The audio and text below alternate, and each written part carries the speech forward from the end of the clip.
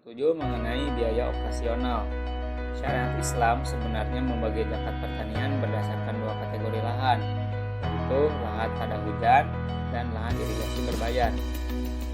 Namun, jika mencermati dari realitas di masyarakat, maka para ulama memasukkan kategori lahan jenis ketiga, yaitu lahan dari irigasi campuran. Yang pertama, mengenai lahan tada hujan atau atsari.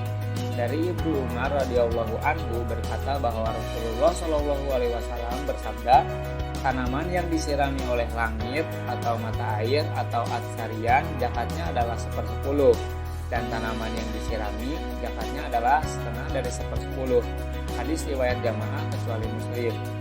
Dari hadis tersebut bahwa lahan yang pengairannya hanya mengandalkan air hujan atau mata air yang ada di sekitar sebagai irigasi gratis, maka zakat pertanian yang harus dikeluarkan adalah 10% dari hasil tanaman yang dipanen dengan catatan sudah mencapai nisab.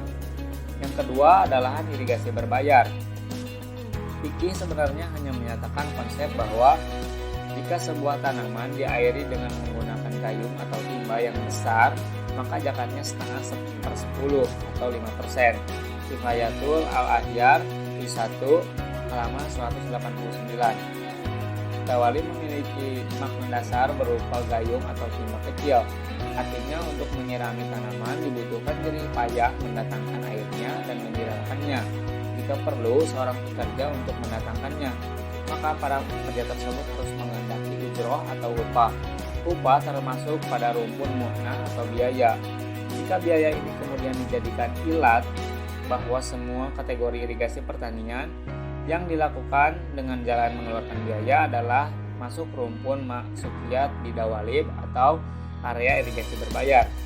Kias tersebut sebenarnya juga berangkat dari sebuah pengertian dalil asal berupa hadis Rasulullah Shallallahu alaihi wasallam bahwa setiap areal yang mendapat siraman langit, mata air, atau tada hujan, maka zakatnya adalah 10%. Sementara areal yang disirami dengan memakai onta, maka zakatnya adalah 5%. Hadis riwayat Bukhari. Alhasil, lahan tanaman yang diperoleh dari lahan irigasi berbayar, bila telah mencapai nisab, maka kewajiban zakatnya adalah 5%.